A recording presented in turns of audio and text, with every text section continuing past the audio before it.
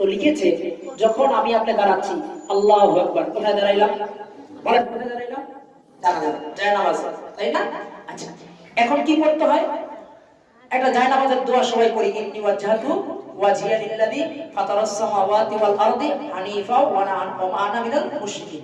এই দোয়াটা কেউ পড়েছেন? সানা পড়ি না আমরা, সুবহানাকাল্লাহুম্মা ওয়া বিহামদিকা ওয়া তাবারাকা ইসমুকা ওয়া তাআলা জাদ্দুকা ওয়া লা ইলাহা গায়রুক।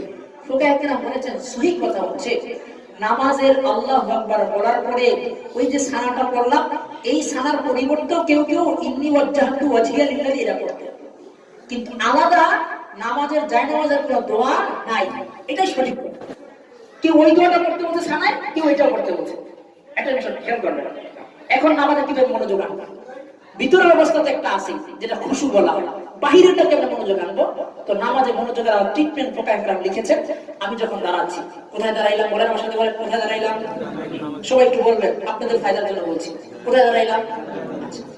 এই যে জায়নামাজে দাঁড়াইছি, আমার জেহানটা যদি এখানে থাকে, মনোযোগটা, আমার মনোযোগ কি অন্য কোথাও যাবে? যাবে না। তাহলে মনোযোগ আমার রাস্তা হচ্ছে প্রত্যেকটা আরকানের প্রতি খেয়াল করা। আমি এখন দাঁড়াচ্ছি আল্লাহু আকবার, এরপর কি করছি? সানা পড়ছি। সানার পরে কি পড়বো? আউযুবিল্লাহ, বিসমিল্লাহ।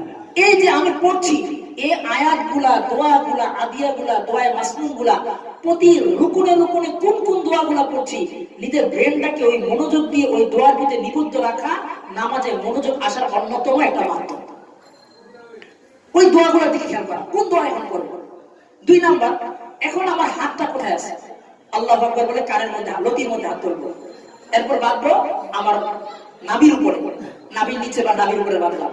এরপর আমি রুকুতে যাচ্ছি, রুকুতে সময় আমার হাতটা কোথায় থাকবে? হাঁটুতে থাকবে। আমার চোখ কই থাকবে? 2 পায়ের মাঝখানে। এবার আমি দাঁড়াচ্ছি, সোজা হয়ে দাঁড়াবো, হাত কি সোজা হয়ে ছেড়ে দেবে। এই যে আমি প্রতিটা আরকানে চেঞ্জ করছি, পুরো শরীরের অঙ্গ ভঙ্গি, এগুলার দিকেও মনোযোগ